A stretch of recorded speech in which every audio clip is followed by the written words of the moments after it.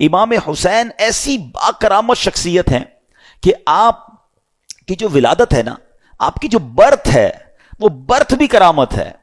آپ 6 مہینے میں آپ کا جو حمل تھا، ماں کے پیٹ میں آپ رہے، وہ 6 مہینے رہے. اور یاد رہے کہ پوری دنیا میں سیدنا یحییٰ علیہ الصلوۃ والسلام اور امام علی مقام امام حسین کے علاوہ کوئی ایسا بچہ زندہ نہیں رہا جس کی مدت حمل 6 ماہ ہوئی ہو. یعنی آپ فرام دا ڈے 1 آپ کی ولادت ہی کرامت ہے. اور سبحان اللہ، آپ کے رخسار مبارک کا حال یہ تھا، آپ کے چہرے پر نور ایسا تھا کہ آپ کے دونوں رخسار سے ایسا نور نکلتا تھا کہ کمرے اور دیواریں روشن ہو جایا کرتی تھیں. اور کیوں نہ ہو، کس کے نواسے ہیں، کن کے پھول ہیں، آقا کی نگاہوں کے تارے ہیں. اب یہ جو امام حسین رضی اللہ تعالیٰ عنہ جب کربلا کے لیے روانہ ہوئے نا، تو آپ سے مزید کرامتوں کا ظہور ہوا. اور علماء کہتے ہیں یہ جو کرامتیں تھیں نا، بیسیکلی یہ اتمام حجت کے لیے تھیں، مزید ان کو سمجھانے کے لیے تھی کہ دیکھو میں کون ہوں، میرے ساتھ کیسے معاملات ہو رہے ہیں، مجھ پر ظلم نہ کرو. مگر ان ظالموں کی آنکھوں پر لالچ کا ایسا پردہ تھا. امام حسین فرسٹ آف آل آپ نے مدینے سے کوچ کیا اور آپ مکے آئے. اب اسی راستے میں سیدنا ابن مطیع رحمۃ اللہ تعالی سے ملاقات ہوئی. انہوں نے عرض کی کہ حضور میرے کنویں کا پانی بہت کم ہے، برائے کرم آپ دعائے برکت سے نواز دیجئے. آپ رضی اللہ تعالیٰ عنہ نے اس کنویں کا پانی طلب کیا، اور جب پانی کا ڈول حاضر کیا گیا تو آپ نے اس میں سے پانی کچھ پیا بھی، نوش بھی فرمایا اور کلی بھی کر دی. اور ڈول کو واپس کنویں میں ڈال دیا گیا. جب وہ ڈول پانی جو ہے وہ کنویں میں گیا، کنویں کا پانی بھی بڑھ گیا اور میٹھا اور لذیذ بھی ہو گیا.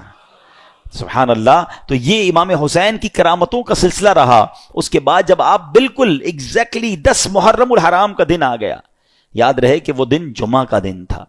10 محرم الحرام جب یہ واقعہ ہوا، کربلا کے میدان میں آپ خطبہ ارشاد فرما رہے ہیں، ان کو سمجھا رہے ہیں کہ دیکھو میں کون ہوں، یہ ظلم مت کرو. تم کیا جواب دو گے جس کا کلمہ پڑھتے ہو اس نبی علیہ الصلوۃ والسلام کو؟ اس وقت آپ کے جو خیمے تھے جہاں خاندان کے افراد تھے، وہاں خندق میں ایک آگ بھی جل رہی تھی.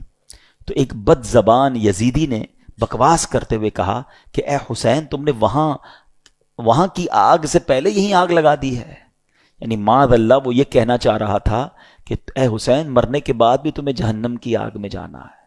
امام علی مقام نے جب یہ سنا تو آپ نے کہا کہ اے دشمن خدا، تو جھوٹا ہے، کیا تو یہ گمان کرتا ہے کہ میں دوزخ کی آگ میں جاؤں گا؟ امام علی مقام کے قافلے کے جانثار نے کہا کہ آپ مجھے اجازت دیں تو میں ابھی اس کا سر قلم کر دوں. آپ نے اجازت نہیں دی. آپ نے فرمایا حملے کا آغاز ہماری طرف سے نہیں کرنا، ہو سکتا ہے یہ پرووک کر رہے ہوں، یہ اس لیے ہمیں کہہ رہے ہیں کہ ہماری طرف سے پہل ہو جائے اور یہ کہیں ہم نے تو حملہ نہیں کیا تھا، امام حسین والوں نے پہلے حملہ کیا. حالانکہ اس قدر بڑی گستاخی کی تھی. آپ نے اپنے ساتھی کو روک دیا، مگر آپ نے اللہ کی بارگاہ میں دعا کی. دل بڑا دکھا ہوا تھا کہ ایسی بات اس نے کر دی. آپ نے کہا اے رب قہار، اس کو عذاب نار سے قبل بھی اس دنیا میں بھی آگ کا عذاب عطا فرما. آپ کی دعا قبول ہوئی. وہ بندہ جو گھوڑے پہ بیٹھا تھا، اس کی گھوڑے کو جھٹکا لگا، گھوڑا خود ہی دوڑتا ہوا گیا اور وہ گھوڑے سے جب جہاں گرا تو وہاں آگ لگی ہوئی تھی. اسی خندق میں یہ بندہ جا کر گرا اور وہ بد نصیب آگ میں جل کر بھسم ہو گیا. امام علی مقام نے سجدہ شکر ادا کیا اور اللہ تعالیٰ کی بارگاہ میں عرض کی کہ یا اللہ تیرا شکر ہے کہ تو نے آل رسول کے گستاخ کو سزا دی. اب یہاں بھی ان کے سامنے یہ واقعہ ہو رہا ہے، سارے لوگ دشمن سامنے کھڑے ہیں اور یہ آپ کی دعا قبول ہو رہی ہے، آپ کے گستاخ کو سزا مل رہی ہے، مگر وہ سمجھنے کے لیے تیار نہیں ہے.